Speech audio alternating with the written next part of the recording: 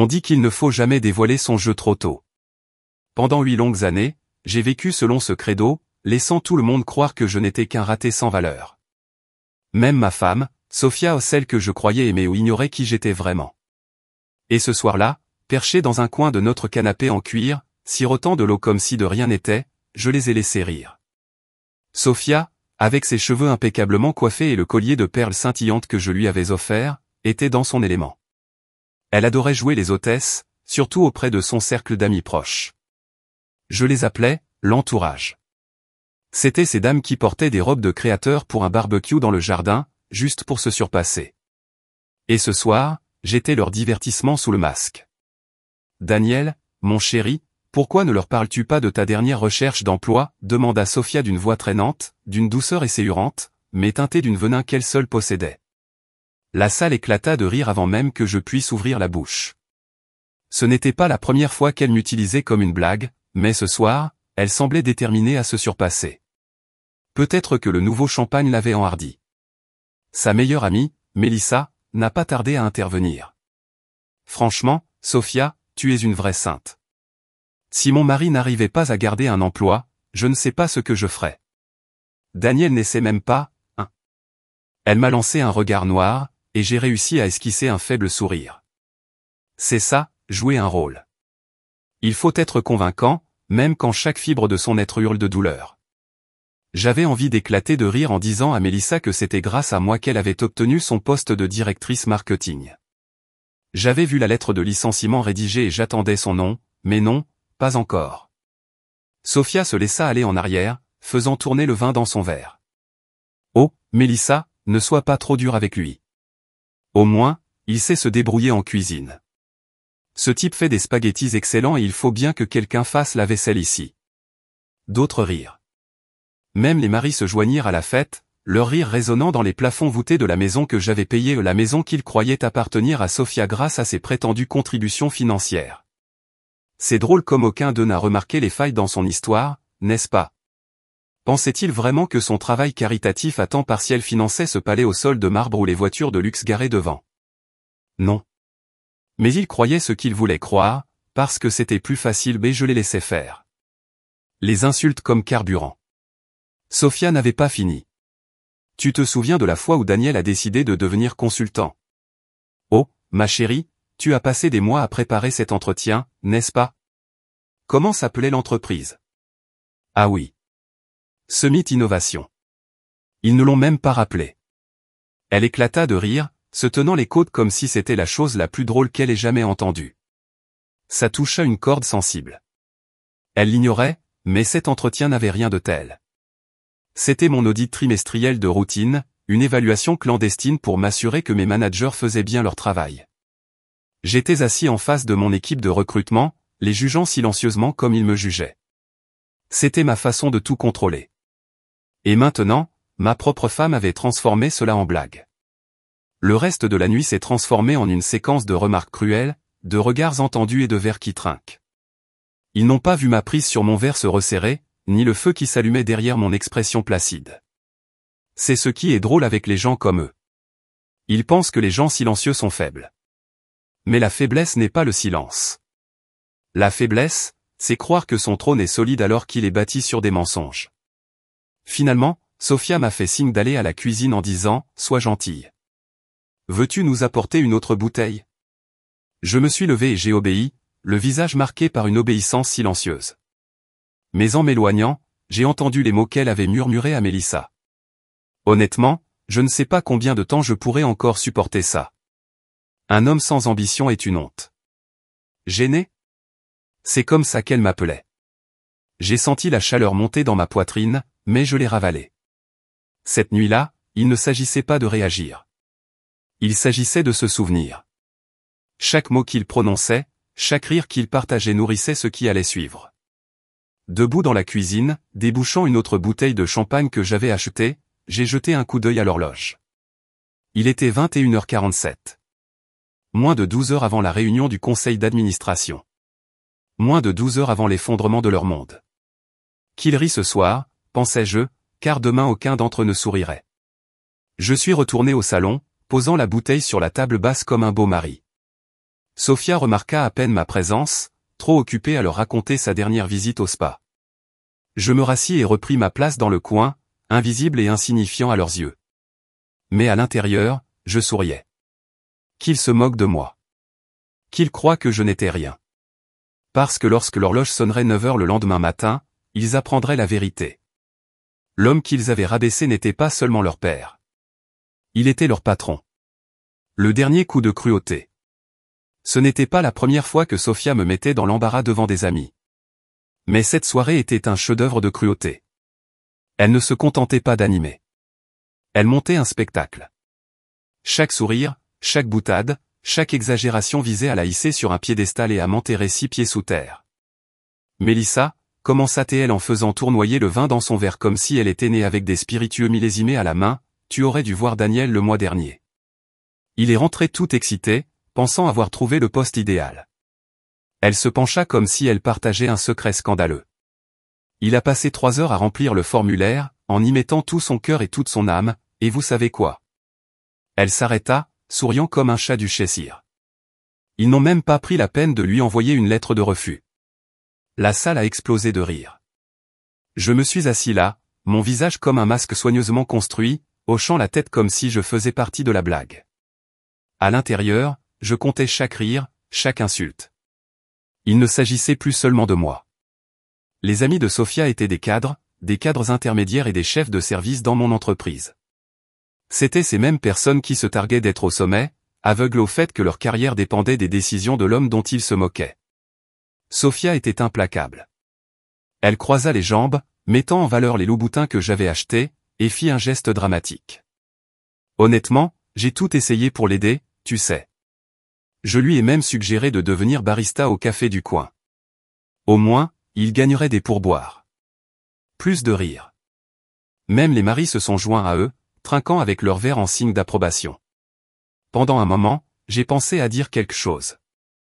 J'aurais pu leur dire que ce café était l'une des nombreuses entreprises que j'avais acquises via une société écran, que le travail dont elles se moquaient se trouvait dans un immeuble que je possédais. Mais je restais silencieux.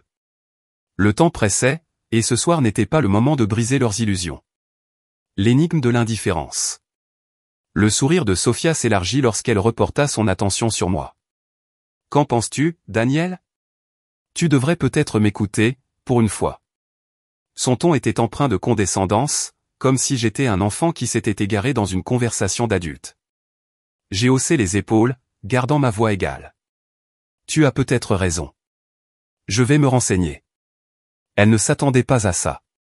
Je le voyais dans ses yeux. Elle aimait les conflits. Elle adorait quand je réagissais juste assez pour paraître sur la défensive. Mais ne rien lui donner la déstabilisait. Pourtant, elle se rétablit rapidement, rejetant ses cheveux sur son épaule comme une reine renvoyant un serviteur. Bien. Il était temps. J'ai pris une gorgée d'eau, lui permettant d'avoir le dernier mot. Laissez-la croire qu'elle avait gagné. En vérité, elle perdait depuis des années. Elle ne le savait simplement pas encore. Au fur et à mesure que la nuit avançait, l'arrogance de Sofia ne faisait que grandir. Elle se vantait de son travail caritatif, s'assurant que tout le monde sache qu'elle était l'épine dorsale de la famille. Ce n'est pas facile d'être le seul soutien de famille, déclara-t-elle d'une voix faussement modeste. Mais il faut bien que quelqu'un paie les factures, non? Il m'a fallu toute mon énergie pour ne pas rire aux éclats. L'hypothèque avait été remboursée depuis des années. Les voitures étaient la propriété de l'acheteur. Chaque luxe dont elle faisait étalage à ses amis était payé avec mon argent, acheminé via des comptes dont elle ignorait même l'existence. Mais pour elle, j'étais juste un homme qui ne trouvait pas de travail. Le prix de l'amour et de la trahison. La mascarade était presque trop belle. L'amie de Sofia, Angela, se pencha en avant et posa une main manucurée sur le genou de Sofia. Franchement, ma puce, tu es une sainte de supporter ça. Si mon mari était si inutile, je l'aurais quitté depuis longtemps. Sofia soupira dramatiquement, comme si elle portait le poids du monde. Oh, crois-moi, j'y ai pensé. Mais je me rappelle que je me suis marié par amour, pas par ambition. Je serrai la mâchoire, forçant un sourire. De l'amour? C'est comme ça qu'elle appelait ça? Parce que, de mon point de vue, son amour ressemblait beaucoup à de l'opportunisme. Elle m'avait épousé en pensant que j'étais un tremplin, un homme qu'elle pourrait façonner pour en faire un homme à succès dont elle pourrait s'attribuer le mérite. Mais quand je ne correspondais pas au moule, elle me transformait en un projet, quelque chose à réparer, ou pire, à plaindre. La nuit s'éternisait, chaque conversation plus insupportable que la précédente. Ils ont parlé de vacances somptueuses, de marques de créateurs et de l'importance des relations.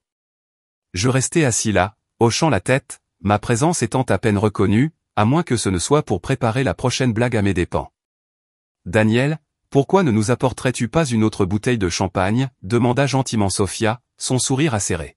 « Tu sais où il est, n'est-ce pas ? » Dans la cave à vin que j'ai achetée. La salle éclata à nouveau de rire. Je me suis levé en hochant poliment la tête et je me suis dirigé vers la cuisine, le poing serré alors que j'attrapais la bouteille, mais je me suis forcé à respirer. Ce n'était pas le moment de réagir. Il était temps de planifier. Débouchant le champagne, je jetai un coup d'œil à l'horloge. Il était presque 22 heures. Dans moins de 12 heures, les mêmes personnes qui s'étaient moquées de moi ce soir-là entreraient dans mon bureau, ignorant complètement que leur sort était déjà scellé. Sophia se réveillerait dans une maison qui n'était plus sous son contrôle, son cercle d'amis démantelé, et je sortirais enfin de l'ombre. Je retournai au salon, déposant le champagne sur la table sans un mot. Sophia ne me jeta même pas un regard. Elle était trop occupée à tenir sa cour, savourant l'éclat de sa prétendue supériorité. Pendant un instant, j'ai envisagé de partir, de monter et de les laisser festoyer. Mais non, je suis resté. J'ai observé. J'ai écouté. Chaque mot, chaque insulte, chaque rire suffisant était un autre clou dans le cercueil de leurs illusions. Ils se croyaient intouchables. Ils pensaient que j'étais impuissant. Mais demain, ils apprendraient la vérité. L'homme qu'ils sous-estimaient n'était pas seulement leur père. C'était leur patron, et il en avait assez d'être gentil. L'architecte du destin. Ils ne le savaient pas, mais chaque rire, chaque insulte, chaque regard dédaigneux que je leur lançais ce soir-là alimentait ce que je préparais depuis des années. Mon pouvoir ne résidait pas dans les démonstrations tape à accent grave l'œil ni dans les déclarations tonitruantes. Il résidait dans la patience, dans le fait de savoir précisément quand frapper. J'avais appris cette leçon à mes dépens bien avant de rencontrer Sophia. Il y a 12 ans, j'étais un homme différent. À l'époque, je ne savais pas ce que signifiait être sous-estimé. J'étais jeune, ambitieux et plein d'espoir. Mon père dirigeait une petite entreprise d'électronique, un héritage familial dans lequel il avait investi toute son énergie. Nous n'étions pas riches, mais nous avions de la fierté. Cette fierté s'est effondrée le jour où des pillards sont arrivés, ont racheté l'entreprise pour une bouchée de pain et l'ont démantelée du jour au lendemain. Je n'oublierai jamais l'expression du visage de mon père lorsqu'ils ont fermé les portes pour de bon. Il n'avait pas seulement repris une entreprise, c'était l'œuvre de sa vie. Ce moment m'a forgé. J'ai juré que jamais personne ne me prendrait ce qu'il avait pris à mon père. Je voulais construire quelque chose d'incassable, d'intouchable. Et je l'ai fait. Summit Innovation n'est pas né dans une salle de conseil. Il est né dans mon petit appartement, où je travaillais 24 heures sur 24 pour apprendre le codage, la stratégie commerciale et la finance. J'ai commencé avec de petits contrats, en corrigeant des problèmes logiciels pour des entreprises locales, et chaque dollar que j'ai gagné, je l'ai réinvesti dans mon rêve. À 28 ans, Summit grandissait plus vite que je n'aurais pu l'imaginer. À 30 ans, c'était une puissance et à 35 ans, un leader mondial. Mais le succès s'accompagne de défis. Plus vous grandissez, plus les vautours tournent autour de vous. J'avais déjà eu 3 relations qui s'étaient effondrées au moment où j'ai rencontré Sophia, et chacune s'était terminée de la même manière. Ils ont vu mon succès comme un ticket d'or, quelque chose sur lequel s'accrocher et qui leur permettrait d'accéder à une vie plus facile. Alors, quand j'ai rencontré Sophia, j'ai fait un choix, je ne voulais pas qu'elle me voie vraiment. Pas encore. L'illusion du contrôle. Lorsque nous nous sommes rencontrés, j'étais en plein milieu d'une opération de rachat d'entreprise. Je venais de conclure un contrat de plusieurs millions de dollars. Et pourtant, je suis arrivé à ce gala de charité dans un costume que je possédais depuis des années et je conduisais une voiture qui n'aurait pas dépareillé sur un terrain de voiture d'occasion. Sophia a immédiatement attiré mon attention. Elle était belle, confiante et magnétique. Mais ce qui m'a le plus marqué, c'est la façon dont elle m'a traité alors qu'elle pensait que j'étais juste un consultant en difficulté. Elle était gentille, voire encourageante. Elle m'a dit, « Tu trouveras ta place, Daniel. Continue d'essayer. » Je la croyais.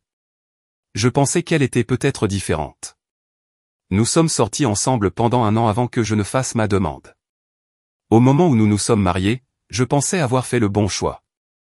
Je l'ai installée dans la maison qu'elle considérait désormais comme la sienne, même si je ne lui ai pas dit que j'en étais entièrement propriétaire.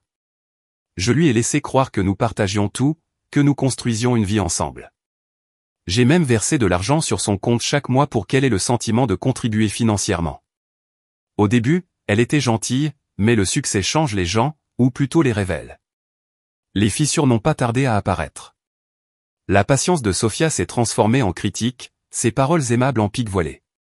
Elle a commencé à utiliser mon manque d'ambition perçu comme une arme, d'abord dans des disputes privées, puis devant les autres.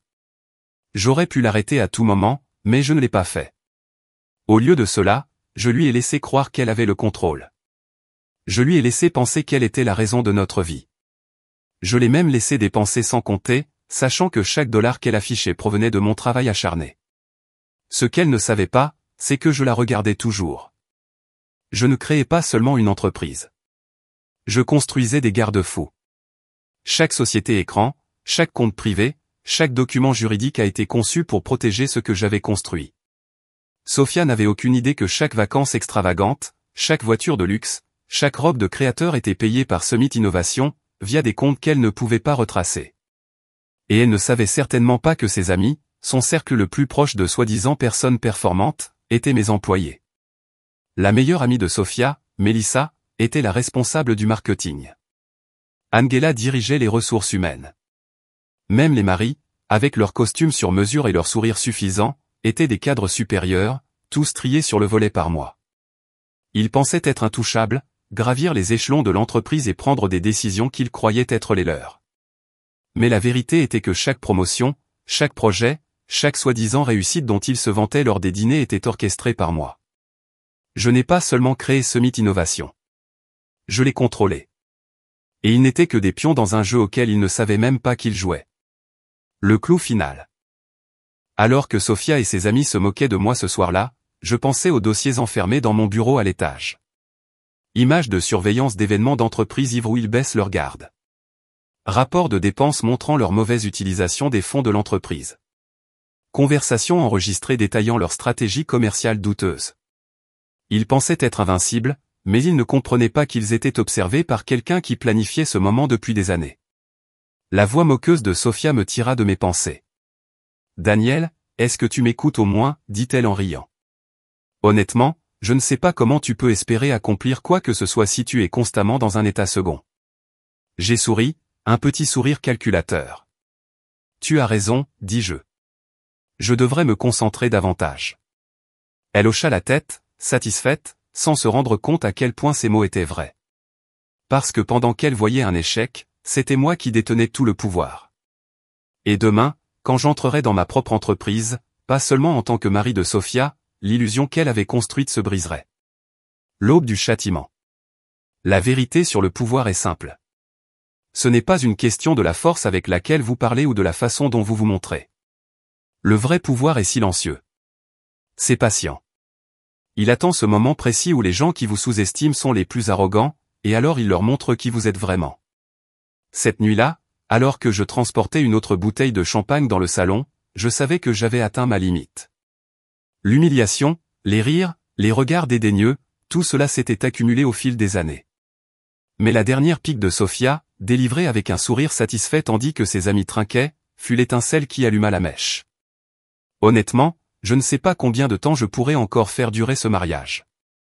Je l'aime, mais l'amour ne paie pas les factures. J'ai l'impression d'élever un enfant adulte, et non d'être marié à un homme. Ses amis altèrent, non pas sous le choc, mais avec une sympathie feinte. « Tu es si forte » dit Melissa en posant une main sur l'avant-bras de Sophia.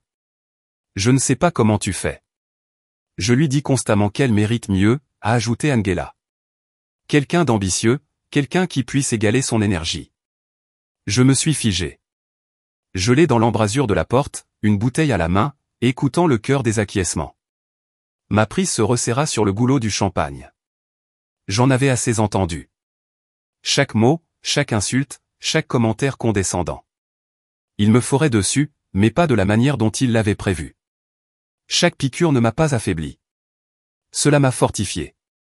J'en avais assez de jouer le rôle du mari vaincu. Demain, je mettrai fin à cette mascarade. Daniel, tu vas rester planté là, s'exclama Sophia d'une voix aiguë d'impatience. Apportez-le ici maintenant. Je me suis forcé à sourire, je me suis approché et j'ai posé le champagne sur la table basse. Mes excuses, dis-je doucement, en gardant ma voix égale. Je ne voulais pas te faire attendre. Bien sûr que non, dit-elle en me jetant à peine un coup d'œil. Tu ne le fais jamais. C'était ça. Je me suis redressé, observant la pièce remplie de personnes qui m'avaient humilié toute la soirée. Aucun d'entre eux n'a croisé mon regard. Ils n'en avaient pas besoin. Pour eux, j'étais invisible, indigne de reconnaissance. Mais demain, ils me regarderaient. Regardez-moi vraiment pour la première fois. Je vais monter, dis-je d'une voix calme. C'est un grand jour demain. Sophia n'a même pas levé les yeux. Bonne chance, dit-elle en se tournant déjà vers Mélissa. Peut-être que cette fois, il trouvera quelque chose. Les mots m'ont frappé comme une gifle, mais je ne l'ai pas montré. Je suis monté à l'étage dans le bureau, fermant doucement la porte derrière moi. Le son de leur rire me poursuivait, mais je l'ignorais. J'avais des choses plus importantes à régler. L'heure du jugement. Dans le bureau, j'ai verrouillé la porte et me suis assis à mon bureau, en prenant une profonde inspiration. La façade calme que j'avais arborée toute la nuit s'est évanouie, remplacée par la froide résolution qui m'avait animé pendant des années. J'ai ouvert le panneau caché derrière la bibliothèque, révélant mon espace de travail sécurisé. 3 écrans se sont allumés, affichant des flux en direct de l'entreprise, des rapports financiers et les dossiers personnels que j'avais compilés sur Sophia et ses amis. J'ai commencé avec Mélissa, la responsable marketing. Elle détournait des fonds du département depuis des années, les faisant passer pour des dépenses liées à des événements. Les reçus dans mes dossiers racontaient une histoire différente. Des vacances somptueuses, des achats personnels, voire un acompte sur une voiture. Tout a été documenté, chaque dollar a été comptabilisé. Angela était la suivante. En tant que responsable des ressources humaines, elle couvrait les dirigeants qui violaient la politique de l'entreprise, faisant taire les plaintes de harcèlement. Ces courriels signalés par mon équipe étaient remplis de menaces voilées envers les employés qui osaient s'exprimer. Les maris n'étaient pas meilleurs. Greg, le vice-président des ventes, avait gonflé les chiffres trimestriels pour augmenter ses bonus. Scott, au sein des opérations, avait divulgué des informations sensibles à des concurrents. Et ils pensaient tous qu'ils étaient intouchables. Et puis il y avait Sophia, ma femme, la femme qui prétendait être engagée dans notre mariage. Elle ne travaillait pas directement pour l'entreprise, mais elle en avait tiré plus que quiconque. Elle avait utilisé mon argent pour financer son image de mondaine à succès, organisant des événements caritatifs et des galas, tout en me rabaissant auprès de tous ceux qui voulaient bien l'écouter. Mais c'est sa trahison qui l'a le plus blessé. J'avais les preuves devant moi. Message qu'elle a échangé avec un autre homme. Au début, des flirts, puis des projets de week-end à part. Elle pensait que je ne savais pas. Elle pensait que j'étais trop aveugle, trop faible pour voir ce qui se passait juste sous mon nez. Je me suis adossé à ma chaise, fixant l'écran. Tout cela où les mensonges, la manipulation, les moqueries auraient dû m'écraser. Mais au lieu de cela, j'ai ressenti une clarté. Je n'étais pas en colère. La colère était trop simple, trop passagère. Ce que je ressentais était un but. Demain, ce n'était pas seulement une question de vengeance. Il s'agissait de justice. Il s'agissait de récupérer ce qui m'appartenait. Reprendre la vie et l'entreprise que j'avais construite à partir de rien. Sophia et ses amis ont passé des années à démolir les autres, utilisant leur position de pouvoir pour s'enrichir aux dépens de ceux qui étaient en dessous d'eux. Ils pensaient qu'ils étaient intouchables, que leur titre et leurs relations les rendaient invincibles. Mais ils avaient tort. C'est vraiment faux. J'ai pris mon téléphone et j'ai envoyé un message à Sarah, ma responsable la plus fiable. Tout est prêt pour demain. Soyez prêts. Sa réponse est arrivée quelques secondes plus tard. Tous les systèmes sont à l'arrêt. Ils ne comprendront pas ce qui leur est arrivé. J'ai fermé le panneau caché et je me suis penché en arrière. Le faible bourdonnement des moniteurs était le seul bruit dans la pièce. En bas, j'entendais encore les rires, le tintement des verres, le son de leur arrogance résonner dans la maison. Mais cela ne me dérangeait plus. Laissez-les rire. Qu'ils pensent qu'ils ont gagné, car demain les rires cesseront. Assis là, je pensais à mon père, aux leçons qu'il m'avait enseignées après la destruction de son entreprise. Le succès, avait-il dit, ne consiste pas à faire du bruit. Il s'agit d'être patient. Il s'agit d'attendre le bon moment pour agir. Et ce moment était enfin arrivé. Je souris intérieurement, le calme avant que la tempête ne s'installe sur moi. Demain à cette heure-ci, Sophia et ses amis ne me regarderaient pas différemment. Ils verraient enfin la vérité. L'homme dont ils s'étaient moqués n'était pas un échec. Ce n'était pas une blague. Il était leur patron. L'aube finale. Le matin du jugement a commencé comme n'importe quel autre, mais pour moi, il était tout sauf ordinaire. Un silence glacial régnait dans la maison tandis que je m'habillais d'un costume bleu sur mesure, l'un des rares luxes que je gardais pour de telles occasions. Sophia dormait encore, son assurance insouciante se lisait dans sa façon de s'étaler sur le lit, inconsciente de la tempête qui grondait autour d'elle. Pendant des années, je lui avais laissé croire qu'elle avait le contrôle. Mais aujourd'hui, je revenais sur mes pas. À 6 heures précises du matin, je suis sorti de la maison et suis monté dans la berline noire qui m'attendait dehors. Mon chauffeur, Charles, a hoché la tête tandis que je m'installais à l'arrière. Il n'a posé aucune question, n'en a jamais posé, mais une lueur de curiosité a traversé ses yeux lorsqu'il a remarqué mon attitude inhabituellement polie. Au siège de Summit, ai-je simplement dit. Il hocha la tête et démarra. Le vrombissement du moteur était un baume apaisant pour mes nerfs. Mon téléphone vibra, un message de Sarah, ma responsable la plus proche et l'une des rares personnes à savoir la vérité sur moi. Sarah, la salle de réunion est prête. Briefing de sécurité. Documentation complète. Moi. Excellent. Assurez-vous que l'équipe juridique soit prête. Sarah, ils ont reçu des instructions. Bonne chance. La chance n'était plus un facteur. Tout était méticuleusement planifié, chaque détail était pris en compte. Je me suis adossé à mon siège, observant la ville s'éveiller autour de moi. C'était presque poétique, le monde vaquait à ses occupations, inconscient qu'en quelques heures, 5 vies seraient irrémédiablement changées. En arrivant au bureau, je suis entré par l'entrée de service. C'était l'un des nombreux avantages liés au poste de PDG de Summit Innovation, même si personne ne m'a jamais vu l'utiliser. J'aimais bien cette façon de faire, rester dans l'ombre, observer de loin, laisser croire aux dirigeants que j'avais trié sur le volet qu'ils dirigeaient les opérations. Mais aujourd'hui, je ne restais pas dans l'ombre.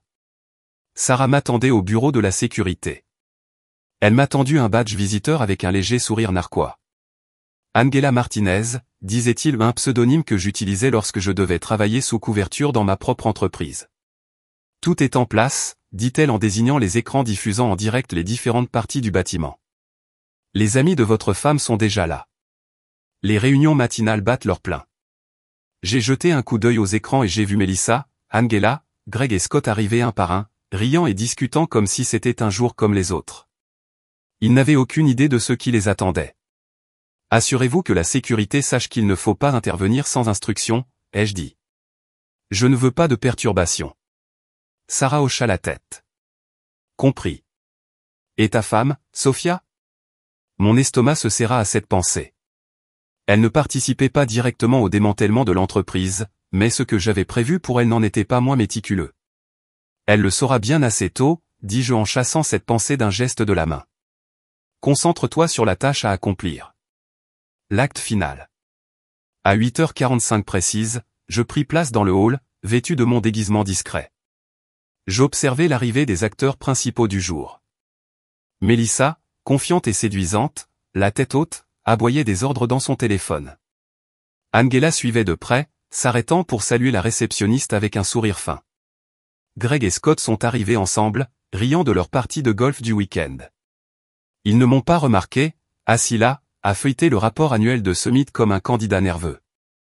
C'était là tout l'intérêt de rester invisible.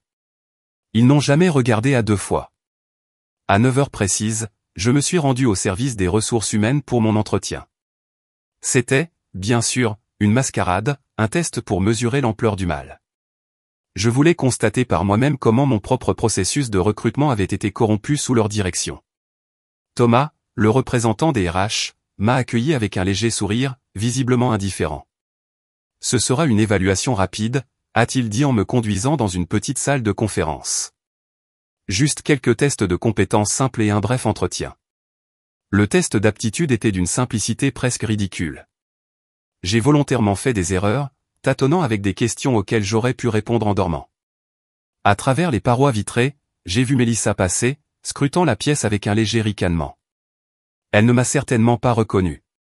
Pour elle, je n'étais qu'un moins que rien de plus qui faisait perdre du temps à son entreprise. Thomas examina mon travail avec un sourire narquois à peine dissimulé. « Eh bien, dit-il d'un ton condescendant, c'est intéressant. Passons à l'interview. » L'entretien avec le jury était encore pire. 3 cadres intermédiaires étaient assis en face de moi, le visage marqué par l'ennui. Ils posaient des questions générales, écoutant à peine mes réponses. À un moment, l'un d'eux s'est penché en arrière et a consulté son téléphone au milieu d'une phrase. À la fin de l'affaire, j'avais amplement de preuves. La culture qu'ils avaient cultivée était corrompue jusqu'à la moelle, méprisante, arrogante et totalement détachée des valeurs sur lesquelles Summit Innovation avait été fondée. À 10h15, je me suis rendu dans la salle de réunion. C'était l'heure de l'événement principal. À travers la porte légèrement entr'ouverte, j'entendais leur rire, leur voix portant le même ton suffisant que j'avais enduré la veille au soir. « Tu aurais dû voir son visage pendant l'interview, » disait Mélissa. On aurait dit qu'elle n'avait pas touché à un ordinateur depuis des années. « Oh, c'est un classique, » intervint Angela, la voix amusée. Pas étonnant que les RH refusent sans cesse des candidatures. D'où viennent donc ces candidats? Ma main serra la poignée, mais je n'hésitais pas. Je pénétrai dans la pièce et laissai la porte se refermer doucement derrière moi. Leur rire s'éteignit instantanément lorsqu'ils se tournèrent vers moi.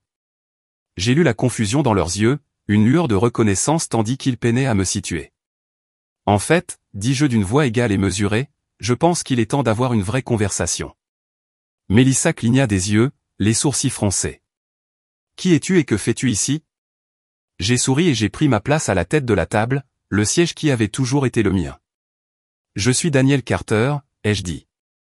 Je suis le PDG de Summit Innovation et, depuis ce matin, votre patron. La pièce devint silencieuse, leur visage était un mélange de choc, d'incrédulité et de peur. Je me suis adossé, laissant le poids de mes mots retomber. Commençons. Le silence dans la pièce était assourdissant, seulement troublé par le faible bourdonnement de la climatisation. Le sourire suffisant de Mélissa s'estompa d'abord, puis se transforma en confusion, puis en panique. Angela avait l'air d'avoir vu un fantôme, et Greg et Scott restèrent figés, leur bravade s'évaporant à mesure qu'ils réalisaient. J'ai laissé la tension monter, savourant l'instant. Ils ne savaient pas s'ils devaient rire, pleurer ou implorer pardon. Mélissa s'est rétablie en premier, ou du moins elle a essayé. « C'est une blague, dit-elle d'une voix tremblante. Vous, le PDG? C'est impossible. Impossible? Je me suis penché en avant, croisant les doigts sur la table. Mélissa, vous travaillez dans cette entreprise depuis 6 ans, et pendant tout ce temps, ne vous est-il jamais venu à l'esprit qui signait vos bulletins de paie? Ne vous êtes-vous jamais demandé qui approuvait vos promotions ou fermait les yeux sur votre comptabilité ingrate? Mais je vous assure que non seulement c'est possible, mais que c'est la vérité. J'ai sorti mon téléphone et tapoté l'écran. En un instant, les écrans muraux se sont allumés, affichant les documents de constitution originaux de Summit Innovation. Là, en caractères gras, était inscrit mon nom, Daniel Carter, fondateur et PDG. En dessous, ma photo, moi plus jeune, souriant avec assurance. L'homme même assis au bout de la table, regardant leur monde s'écrouler. J'ai bâti cette entreprise de toutes pièces, dis-je d'une voix neutre mais sèche. Bien avant que vous ne mettiez les pieds ici. Chaque politique, chaque division, chaque succès dont vous vous êtes attribué le mérite, tout a commencé avec moi. La bouche d'Angela s'ouvrait et se fermait comme un poisson hors de l'eau. Mais tu étais, balbutia-t-elle en cherchant ses mots, l'homme qui n'arrivait même pas à décrocher un emploi de débutant. J'ai terminé pour elle. C'est ce que vous pensiez tous, n'est-ce pas? Que j'étais juste un raté. Le mari de Sophia, accroché aux miettes de sa prétendue réussite. Greg a finalement retrouvé sa voix, même si elle tremblait. Ce doit être une erreur. C'est impossible que tu aies dirigé tout ça. Nous l'aurions su. L'aurais-tu su? J'ai haussé un sourcil et tapoté à nouveau mon téléphone. Les écrans affichaient maintenant des emails, des rapports financiers et des images de surveillance. Chaque dossier constituait une preuve accablante, révélant des années de mauvaise conduite. Vous étiez trop occupé à gonfler les chiffres de vente, à enterrer les plaintes de harcèlement et à siphonner les fonds de l'entreprise dans vos propres coffres personnels pour jamais remarquer qui tenait vraiment les rênes. Ici, le compte à rebours commence. Scott, habituellement le plus bruyant dans la cabine du yacht, était assis, pâle et silencieux. Mon regard était fixé sur lui. Scott, dis-moi, comment se porte ton golf? Tu joues encore pendant tes heures de travail et tu utilises ta carte Summit pour payer ses parties? Sa mâchoire tomba, mais pas un seul mot ne s'échappa de ses lèvres. Et Greg, continuai-je en me tournant vers l'homme à côté de lui. Ces primes trimestrielles sur les ventes dont vous vous vantiez à chaque dîner sont basées sur des rapports frauduleux. J'ai tous les chiffres falsifiés ici. J'ai fait signe aux écrans. Voulez-vous que je les présente au conseil d'administration? Greg s'affala sur sa chaise, le visage enfoui dans ses mains. Angela, en stratège invétéré, tenta une autre tactique. Écoutez, Daniel, Monsieur Carter, il s'agit d'un malentendu. J'ai toujours respecté vous, c'est-à-dire l'entreprise, et si nous pouvons faire quoi que ce soit pour arranger les choses. Je l'interrompis avec un sourire glacial. Arrange-toi, Angela.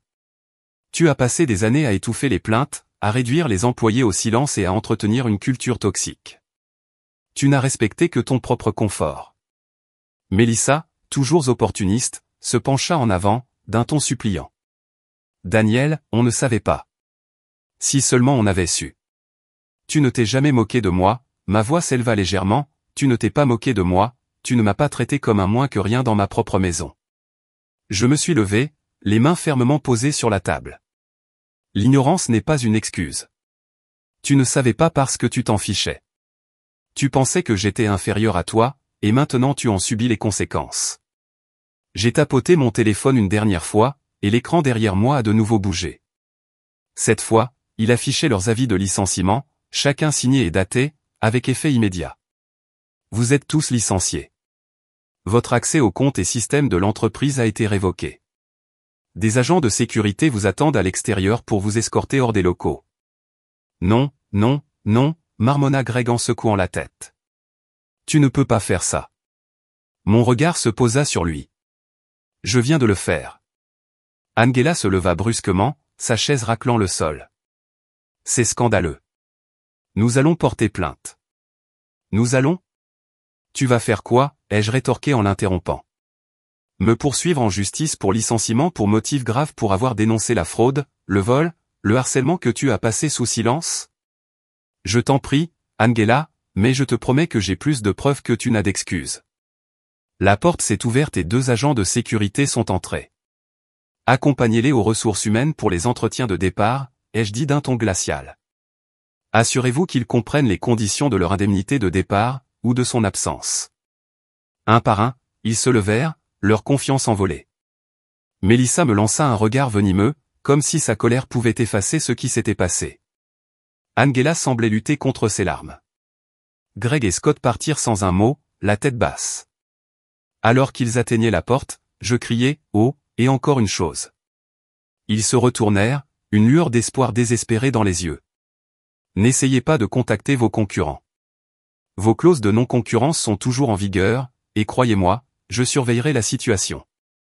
Les gardes les ont conduits dehors et la porte s'est refermée derrière eux avec une finalité satisfaisante. Pendant un instant, le silence retomba dans la pièce. J'expirai lentement, sentant le poids des années s'enlever de mes épaules l'arrière-goût de la victoire. Sarah entra quelques instants plus tard, une tablette à la main. Eh bien, dit-elle d'un ton neutre, mais ses yeux brillaient de satisfaction, tout s'est passé exactement comme prévu. Excellent, répondis-je en ajustant mon costume. Maintenant, préparons-nous pour la réunion du conseil d'administration. Le travail est loin d'être terminé. En sortant de la pièce, une lucidité m'a envahi, une lucidité que je n'avais pas ressentie depuis des années. Pour la première fois, je n'étais plus seulement l'homme derrière le rideau. J'étais Daniel Carter, PDG de Summit Innovation. Et je venais de leur rappeler à tous qui j'étais. Je ne pense pas que quiconque comprenne vraiment la satisfaction de regarder le puissant tomber jusqu'à ce que sa propre main tienne le levier. De retour dans mon bureau, je me suis remémoré leurs expressions, celles de Melissa, Angela, Greg, Scott. Ils se croyaient invincibles, intouchables, mais j'avais brisé leurs illusions en quelques minutes. Et maintenant, il était temps d'en subir les conséquences. Sarah m'attendait déjà, sa tablette pleine de mises à jour et de rapports. La procédure de licenciement est en cours, a-t-elle déclaré d'un ton professionnel. Les RH traitent leur dossier et la sécurité procède au contrôle des locaux. Mélissa a essayé d'appeler quelqu'un de l'équipe marketing en sortant, mais nous avions déjà coupé son téléphone et son email. J'ai hoché la tête et me suis installé dans mon fauteuil. Bien. Assurez-vous que toutes les communications soient surveillées. Je ne veux aucune fuite d'informations ni aucun contact avec les clients. C'est déjà fait, répondit Sarah. Et une dernière chose, Angela a exigé une réunion avec le conseil d'administration avant son départ. Elle dénonce un licenciement abusif. J'ai souri en me penchant en arrière. Licenciement abusif ? Angela a enterré des cas de harcèlement, falsifié des dossiers RH et créé une culture de la peur. Qu'elle essaie de déformer ça. Je doute que le conseil d'administration soit compréhensif. Sarah esquissa un léger sourire, une rare fissure dans son comportement imperturbable habituel. Je m'en doutais, mais j'ai pensé que tu aimerais le savoir. À midi, les conséquences étaient palpables. Les caméras de surveillance montraient Mélissa arpentant anxieusement le parking, hurlant dans son téléphone. Greg, assis, penché sur le trottoir, fixait le sol. Scott était déjà parti, le visage pâle et les épaules affaissées alors qu'il marchait vers sa voiture. Angela, bien sûr, avait été escortée dehors avec des cris et des protestations indignées, sa juste indignation n'ayant pas été entendue. C'était une fin appropriée pour des gens qui avaient utilisé leur pouvoir pendant des années pour écraser les autres. Et le meilleur dans tout ça, c'est qu'ils n'avaient toujours pas pleinement saisi l'ampleur de ce que j'avais fait. J'ai ouvert mon ordinateur portable et j'ai regardé les flux en direct de leurs entretiens de sortie, chacun étant, bien sûr, enregistré à des fins juridiques. Mélissa était assise en face du représentant des RH, la voix tendue par la colère alors qu'elle essayait de négocier une indemnité de départ. C'est ridicule, cracha-t-elle en frappant la table du poing. Je travaille dans cette entreprise depuis des années. Vous ne pouvez pas me virer comme ça. Le représentant des RH n'a même pas bronché. Votre licenciement est motivé, répondit-elle calmement. Conformément à votre contrat, vous perdez vos indemnités de départ et vos stocks options dans ces circonstances. Tous les documents sont ici. Le visage de Mélissa rougit tandis qu'elle feuilletait les papiers devant elle. C'est absurde. Pourquoi ? Quelle cause ? Note de frais frauduleuse, a déclaré le représentant d'un ton neutre. Utilisation non autorisée des fonds de l'entreprise, manquement grave aux obligations. Mélissa se pencha en arrière et secoua la tête. Ce n'est pas fini, murmura-t-elle. Oh, mais c'était le cas. L'entretien suivant eut lieu avec Greg. Il argumenta beaucoup moins que Mélissa, mais son désespoir n'en était pas moins évident. Écoute, je sais que j'ai fait des erreurs, dit-il doucement. Mais tu n'es pas obligé de faire ça. J'ai une famille à nourrir. Le représentant des RH lui a donné la même explication calme. Votre licenciement est motivé. Vous ne recevrez ni indemnité de départ ni stock option. Il baissa la tête et marmonna quelque chose. C'est impossible. Angela était la dernière. Fidèle à elle-même, elle commença par une attaque. C'est de la discrimination, hurla-t-elle en pointant du doigt le représentant des RH. Vous ne pouvez pas me faire ça. Je n'ai rien fait de mal. Le représentant est resté imperturbable. Nous disposons d'une documentation complète de vos actions, notamment des courriels, des conversations enregistrées et des témoignages. Vous avez participé à la suppression de plaintes pour harcèlement et à des représailles contre les employés qui les ont signalées. Ceci constitue un motif de licenciement immédiat. Angela bégaya, son indignation cédant la place à l'incrédulité. Je veux parler à Daniel. Le représentant a jeté un coup d'œil à la caméra, puis à Angela. Monsieur Carter a déjà approuvé ce licenciement. La décision est définitive. À la fin de leurs entretiens, leur accès avait été révoqué, leur courriel archivé et leurs effets personnels emballés et livrés à leur voiture. Sarah a confirmé que le processus s'était déroulé sans problème. Ils sont officiellement partis, dit-elle en posant sa tablette sur mon bureau. Le bureau paraît déjà plus léger. J'ai souri, étonné de voir à quel point un endroit peut supporter un poids mort. Mais la journée n'était pas terminée. Une autre personne devait en assumer les conséquences, Sophia. À 13h30, alors que je consultais les rapports finaux des RH, mon téléphone a vibré. C'était Sophia, son nom défilant sur l'écran. Cela a suscité un mélange d'émotions, colère, frustration et, étrangement, soulagement. C'était le moment que j'attendais. Je le laisse sonner quelques secondes avant de répondre. « Bonjour, Sophia. » « Daniel » hurla-t-elle d'une voix aiguë d'impatience, « mais qu'est-ce qui se passe ?»« Mélissa vient de m'appeler. Elle dit que tu l'as virée, elle est la moitié de l'équipe de direction. »« C'est une blague ?»« Sans blague, dis-je calmement. Mélissa, Angela, Greg et Scott, ils ont tous été licenciés ce matin. C'était attendu depuis longtemps. » Il y eut une pause à l'autre bout du fil. « Tu ne peux pas faire ça, dit-elle finalement d'une voix tremblante. Ce sont tes employés, mes amis. Tu n'avais aucun droit. Pas le droit. Je me suis adossé à ma chaise, un léger sourire aux lèvres. Sophia, je suis propriétaire de l'entreprise.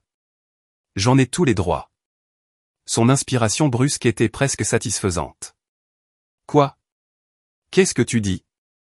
Pendant 8 ans, je vous ai laissé croire que je n'étais qu'un mari sans but et sans emploi. Mais en vérité, j'ai bâti Summit Innovation de toutes pièces. Chaque décision, chaque succès, chaque dollar dépensé, tout cela vient de moi. Et maintenant, j'ai enfin sorti les poubelles. Tu m'as menti, murmura-t-elle, la voix brisée. Non, dis-je froidement. Tu t'es menti à toi-même. Et maintenant, tu vas voir ce qui se passera quand la vérité éclatera enfin. J'ai raccroché, la laissant dans un silence stupéfait. Il y avait encore beaucoup à dire. Mais cette conversation pouvait attendre. Pour l'instant, j'avais une entreprise à gérer. La chute de Sophia, l'acte final de la vengeance. Lorsque Sophia fit irruption au siège de Summit Innovation plus tard dans la journée, la réceptionniste n'eut même pas le temps de l'arrêter. Elle passa devant la réception et se dirigea droit vers la suite exécutive, ses talons claquant violemment sur le sol ciré. Je l'attendais, assis tranquillement à mon bureau, en train de réviser les derniers dossiers de licenciement de la journée. La porte s'ouvrit brusquement et elle était là, ma femme, l'incarnation de l'indignation. Ses cheveux parfaitement coiffés, son sac à main de créateur qui se balançait à son bras et la fureur dans ses yeux auraient intimidé n'importe qui d'autre, mais pas moi. « Daniel » grogna-t-elle d'une voix aiguë et exigeante, « que diable se passe-t-il » Je n'ai pas immédiatement levé les yeux. J'ai pris mon temps, terminant la dernière ligne de son rapport avant de fermer le dossier et de le poser soigneusement sur mon bureau. Quand j'ai finalement croisé son regard, j'ai parlé avec un calme délibéré. « Bonjour, Sophia. Qu'est-ce qui vous amène ici ?»« Qu'est-ce qui m'amène ici ?» répéta-t-elle en élevant la voix. « Je viens de raccrocher avec Mélissa, en pleurs hystériques, me disant que tu l'as virée, elle, Angela, Greg et Scott. Tu es folle ?» Je me suis adossé à ma chaise, en croisant les doigts. « Vraiment ? Ou ai-je finalement décidé de réparer les dégâts qu'ils ont causés à mon entreprise ?» Sophia cligna des yeux, prise au dépourvu par mes paroles. « Votre entreprise » se moqua-t-elle en secouant la tête. « De quoi parles-tu ? Ce mythe n'est pas à toi. »« Si, dis-je, ma voix l'a toujours été. » Un instant, elle resta silencieuse, absorbant le poids de ma déclaration. Puis elle rit d'un rire amer et incrédule. « C'est une blague, non ? Tu essaies de quoi ? Me faire peur ? M'humilier ? » Je me suis levé, j'ai fait le tour du bureau et je me suis arrêté à quelques mètres d'elle. « Tu te souviens de la maison où nous vivons, Sophia ? Celle que tu as toujours appelée notre maison. Je l'ai achetée cash, avec les voitures, les voyages, les galas de charité. Tu pensais que ton travail à temps partiel couvrait tout ça ? Non.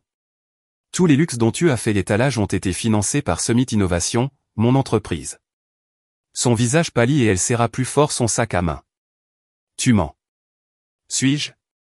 Je suis retourné à mon bureau et j'ai appuyé sur un bouton de mon ordinateur portable. L'écran mural derrière moi s'est allumé, affichant les documents de Summit Innovation et Corporation, avec mon nom inscrit comme fondateur et PDG. Tu vis de mon succès depuis des années, Sophia, et pendant que tu étais occupée à te moquer de moi, j'étais occupé à construire un empire. Elle fixait l'écran, la bouche ouverte et fermée comme si elle voulait parler mais ne trouvait pas les mots. Tu m'as menti, murmura-t-elle finalement, la voix tremblante. Je n'ai pas menti, dis-je froidement. Je t'ai laissé croire ce que tu voulais croire. Tu as vu ce que tu voulais voir.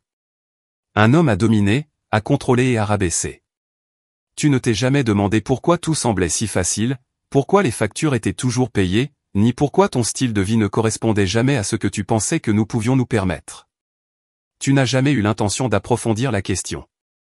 Ses yeux se remplirent de larmes, non pas de remords, mais de rage. Tu m'as humilié devant mes amis. Tu les as ruinés. J'ai levé un sourcil. Tu les as ruinés? Non, Sophia. Ils se sont ruinés eux-mêmes. Mélissa volait l'entreprise. Angela étouffait les plaintes pour harcèlement. Greg falsifiait les données de vente.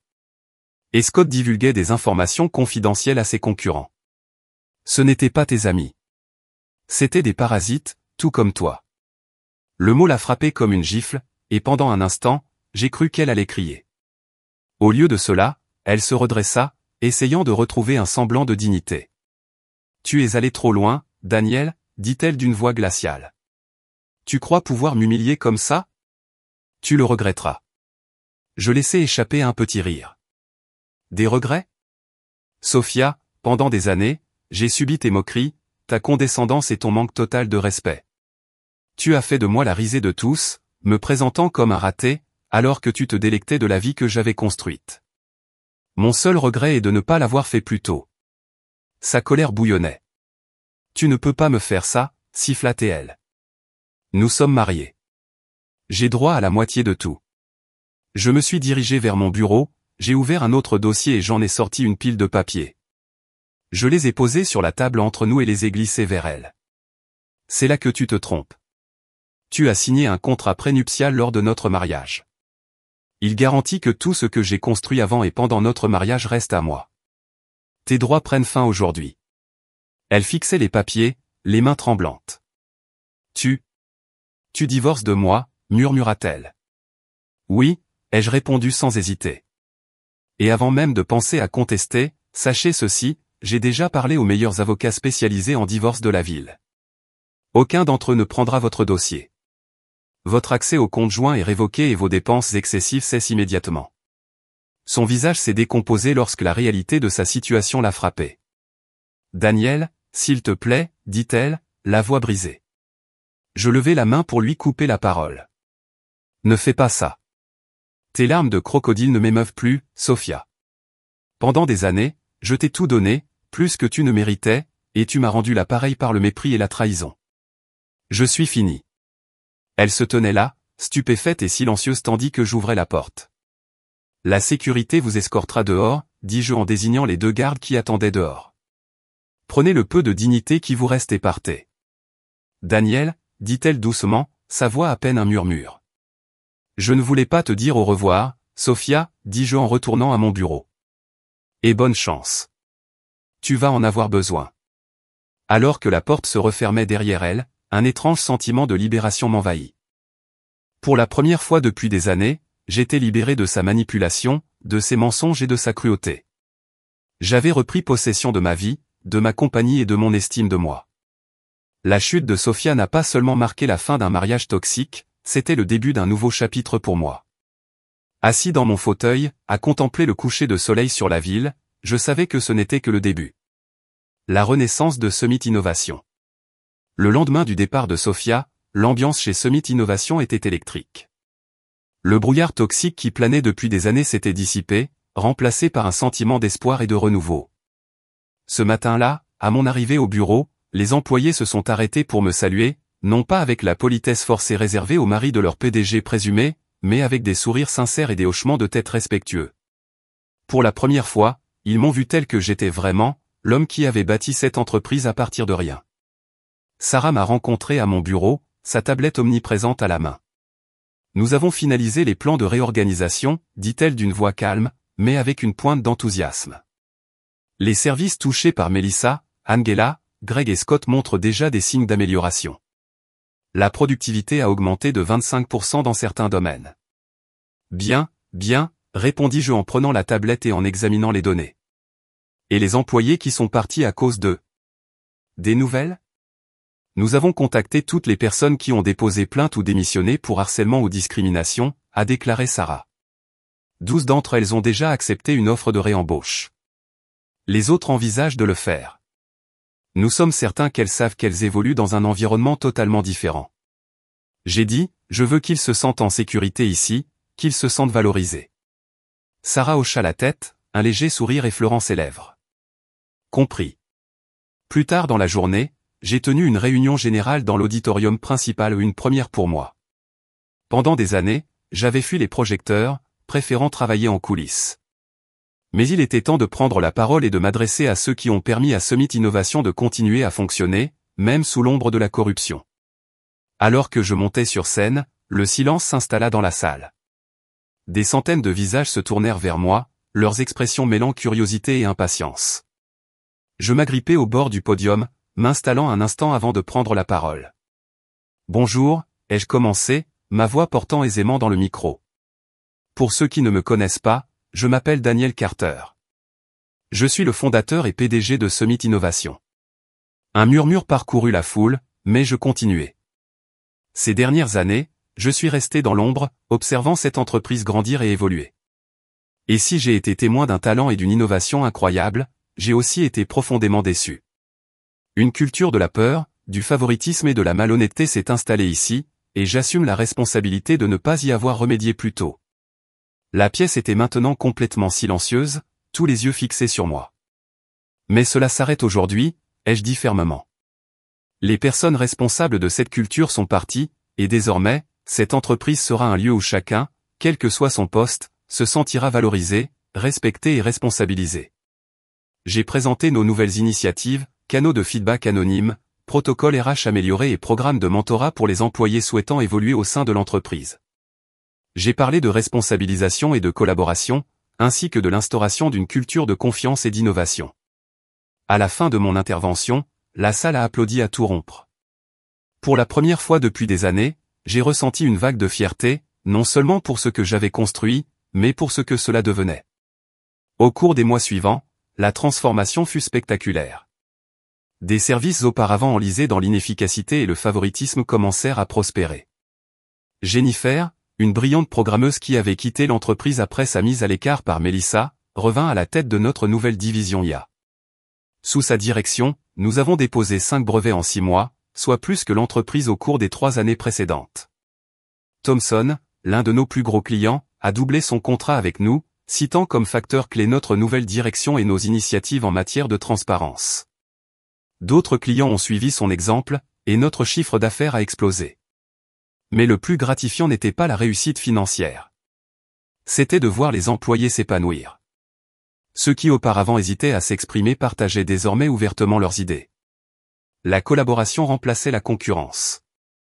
Et pour la première fois, Summit Innovation ressemblait à l'entreprise que j'avais toujours imaginée. Quant à Sophia et ses amis, leur chute fut rapide et brutale. Les preuves que j'avais rassemblées contre eux étaient irréfutables, ne laissant aucune place aux représailles. La réputation de Melissa et d'Angela fut brisée, leur faute révélée à tous les employeurs potentiels. Greg et Scott furent poursuivis en justice pour fraude et rupture de contrat. Leur carrière était belle et bien terminée. Sophia, quant à elle, sombra dans le silence. Elle quitta la maison une semaine après notre confrontation, son orgueil trop blessé pour me combattre au tribunal. Le divorce fut rapidement prononcé grâce au contrat prénuptial en béton. J'ai appris plus tard qu'elle vivait chez sa sœur, essayant de reconstruire une vie qui ne soit pas axée sur les apparences et le matérialisme. Pendant un temps, j'ai souvent pensé à elle, non pas avec colère, mais avec un étrange soulagement. Sa trahison, après tout, m'avait rendu service. Cela m'avait forcé à affronter les fissures de ma vie et à reprendre le contrôle, et pour cela, j'étais reconnaissant la récompense de la résilience. 6 mois après les bouleversements, je me trouvais dans mon bureau, contemplant la ville. Le soleil couchant colorait l'horizon de teintes dorées et orangées, et pour la première fois depuis des années, je me sentais en paix. Sarah frappa légèrement à la porte avant d'entrer. Les chiffres définitifs sont là, dit-elle en me tendant un rapport. Le bénéfice a augmenté de 60%, la satisfaction des employés est à son plus haut niveau et le programme de mentorat a une liste d'attente. Je souris en mettant le rapport de côté. C'est incroyable ce que les gens peuvent accomplir lorsqu'on se débarrasse du poids mort. Sarah rigola doucement. Il y a encore une chose, dit-elle. La presse continue de demander des interviews. Ils veulent savoir comment vous avez réussi une transformation aussi parfaite. J'ai secoué la tête. Laissons les résultats parler d'eux-mêmes. Je ne suis pas intéressé par les projecteurs. Elle hocha la tête, sur le point de partir, mais s'arrêta à la porte. Des regrets, demanda-t-elle, d'un ton plus doux que d'habitude. J'ai réfléchi un instant, les moqueries de Sophia, les trahisons de ses amis et les années que j'avais passées à me cacher dans l'ombre. Mais ensuite, j'ai pensé à l'entreprise que nous avions reconstruite, aux gens qui prospéraient et à l'avenir qui nous attendait. Non, ai-je finalement dit. Pas de regrets, juste des leçons. En fin de compte, la vengeance ne consistait pas à détruire ce qui était brisé, mais à reconstruire quelque chose de mieux. Et tandis que je regardais les lumières de la ville s'allumer une à une, j'ai compris que Summit Innovation n'était plus seulement une entreprise. C'était un symbole de résilience, de rédemption et de la force d'un nouveau départ. Et j'étais prêt à affronter la suite. Mesdames et messieurs, puisque vous avez écouté la fin de cette histoire, abonnez-vous à la chaîne et indiquez dans les commentaires depuis quel état vous regardez.